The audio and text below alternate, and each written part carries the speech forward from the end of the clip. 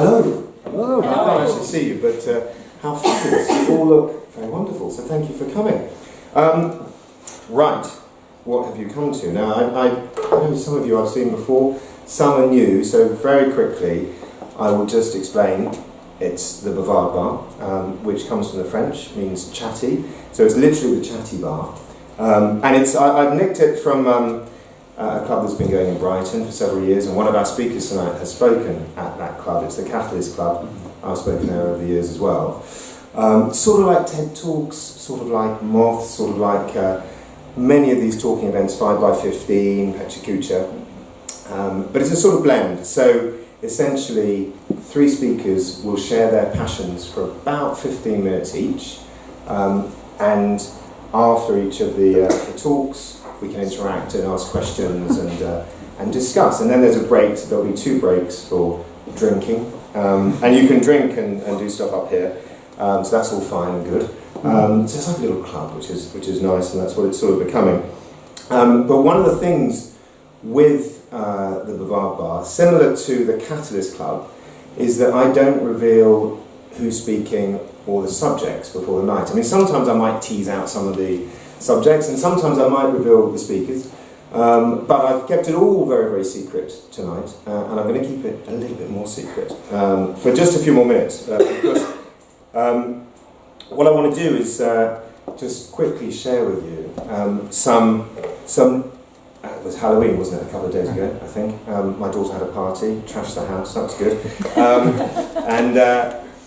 And we got bonfire night coming up, but I thought, well, I'll just do a quick little route into spooky, interesting, quirky, Halloweeny facts that I could find out, not make up at all, of course, about Eastbourne. Because I don't live in Eastbourne, so you will probably call me up on a number of these things, and please feel free to do. But I just thought just a couple of minutes of some kind of interesting, spooky stuff, which you may well know already.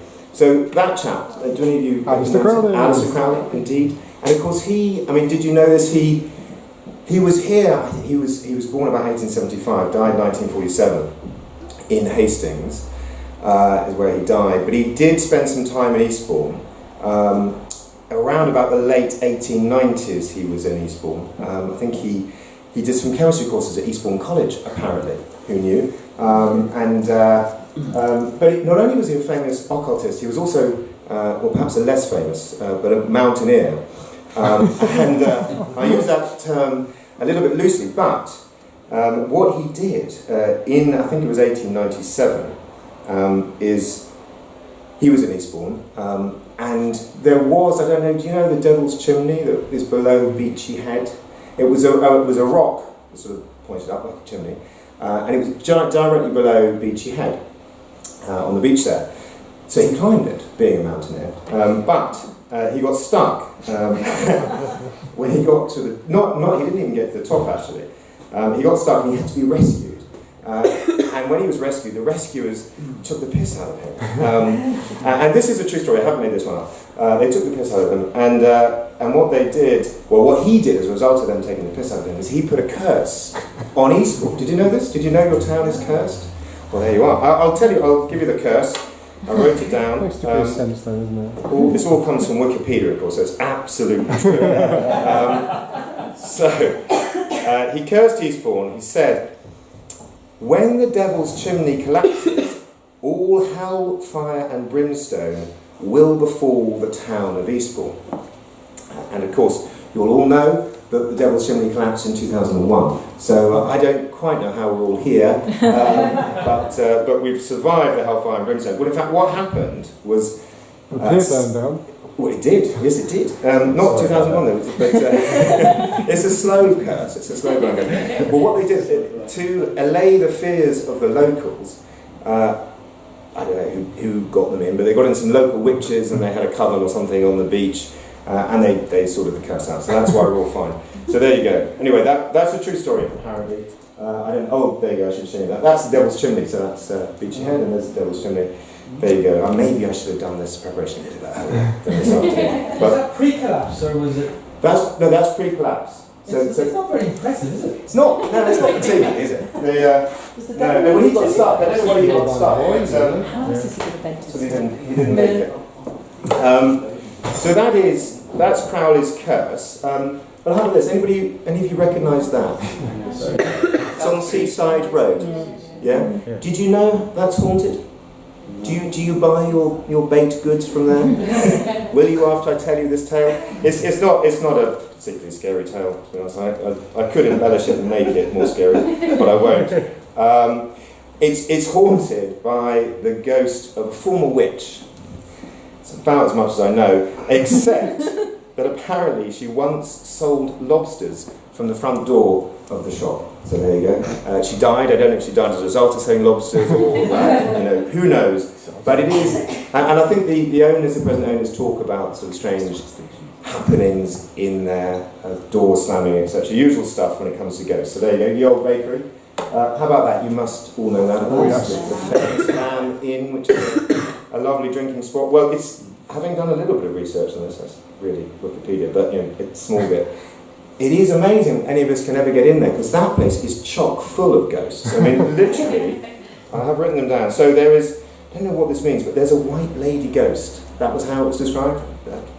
I'm just saying this as factual. There's a tall man in his 40s with blonde curly hair, who apparently is a presence in that pub. You can hear apparently a little girl crying in the laundry room from time to time. So that's 3.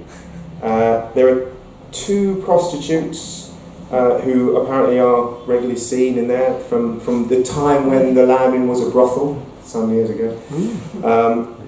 And there's a man who sits in the back bar occasionally as an apparition of another man in the back bar. So that's about 6, I think. And there's apparently still there is a tunnel that runs to the old parsonage, which is collapsed, and that's where I think the White Lady Ghost roams. Tim? Yes? I've actually been in it, so You've been in the tunnel? And it wasn't collapsed a few years ago. Oh, right. Maybe I made that bit up. There is actually a tunnel. Yeah. And what it used to be for is they used to smuggle stuff in at the Woodbed Hollow.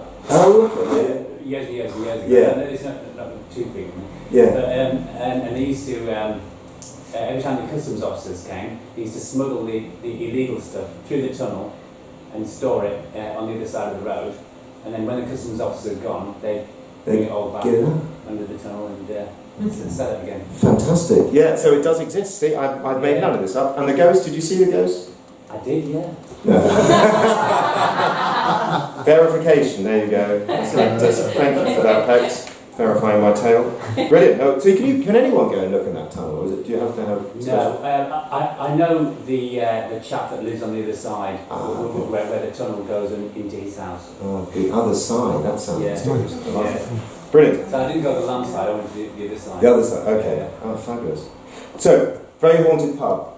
If you haven't been, check that out. If you can get in with all those ghosts. Elms Avenue, there's only a couple more of these. Elms Avenue. Oh, do you live there? Yeah. I thought this might happen. That's kind of why I did it. What number do you live at? You don't have to. No, don't tell me that. It's not number 11, is it?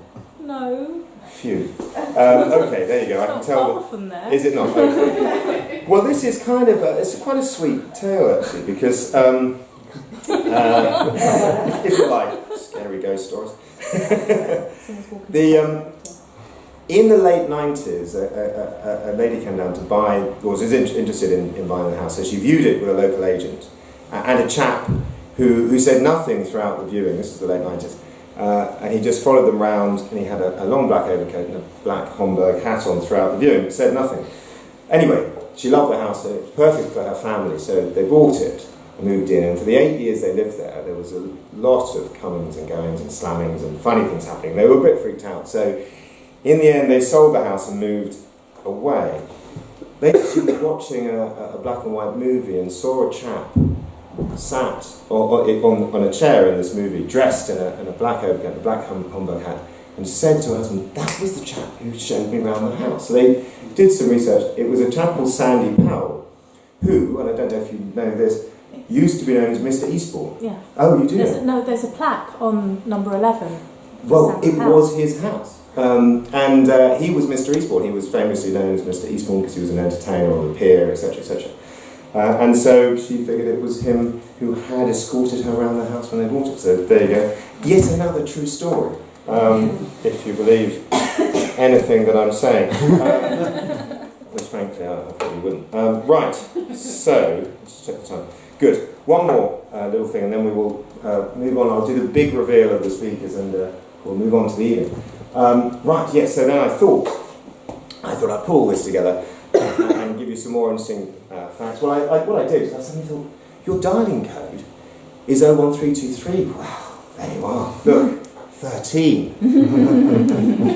And did you know that you are the 13th national park listed out of, I think, currently 15? You are the 13th. See what I'm doing here? And then you have these two buses that go over Beachy Head, 12A that I often see. I've never seen a 13 bus, but I did some research and apparently there is. Is there a 13 bus? There's a 13X. Oh, okay, that's even better. Well, apparently, and I don't know this because I'm no occultist or whatever, I am making a lot of this up and relying heavily on Google.